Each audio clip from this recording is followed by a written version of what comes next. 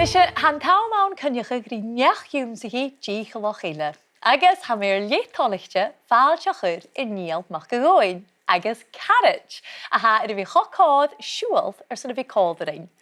Agus anéil mistáisi sin a bríon ha bigin fístraí ac bhí seo mar Jane. Sauna glasachu a ha se bhthú, sgeit a ha se bhanisha fyrach an an Dunoon. Agus bhí se bhsein an an chù-claisneachd cháil. Agus san teich a chórscaibh ha ginger, an chù-claisneachd a ha chù-claisneachd an sa stiùidio. Ha chlasnach cynnycha ginger, cymryd a bhí gur cúideachach. Ha ginger a tín colrum na gacha se héis mi.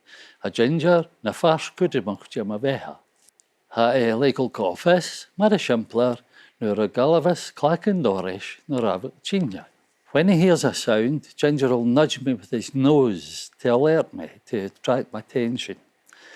Then I say, "What is it?" And Ginger will then lead me to the source of the sound. But when the fire bell goes off, Ginger will nudge me and then lie down in front of me. And that is a sign for danger. Oh, apert cú fémal. Agus anéil, dína cur seachatan a ha agad. Stal man bí an an nachtar.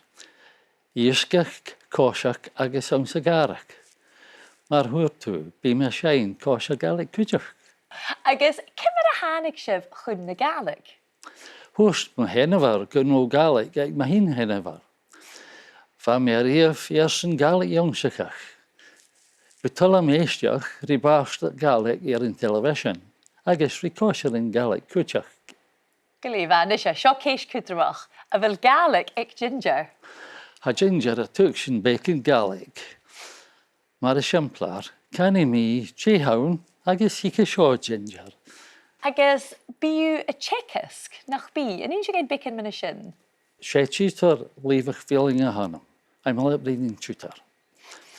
Ha me classic in a horse, do gúne boor, an an Dunoon, fat céhar bliana. With chemical ar seach na och an sa class.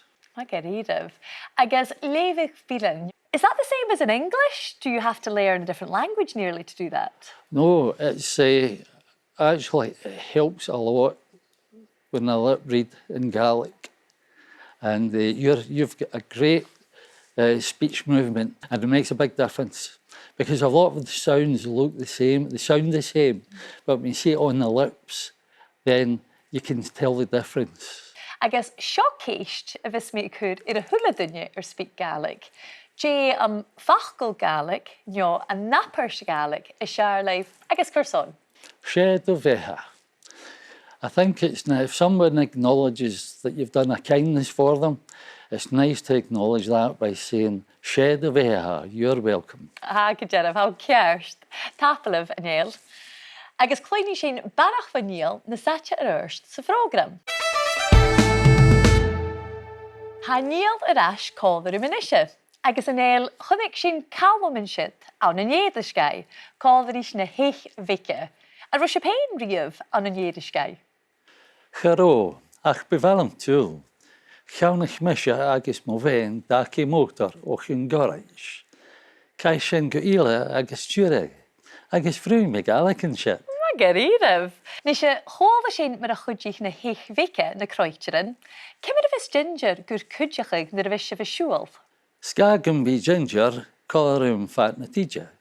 Be a chain, a bus, no an train. Ginger is also allowed to travel with me on an aeroplane. Unfortunately, we've not managed to be able to do that, but hopefully someday we will. And when Ginger's travelling with me, he must wear his coat, his uniform.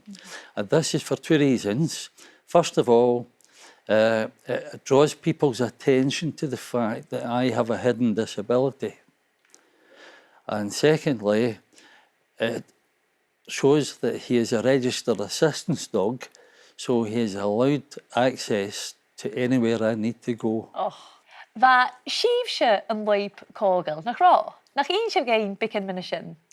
Ham a bhí nam héitse dreifich, driver taxi, agus driver son service na Slangia.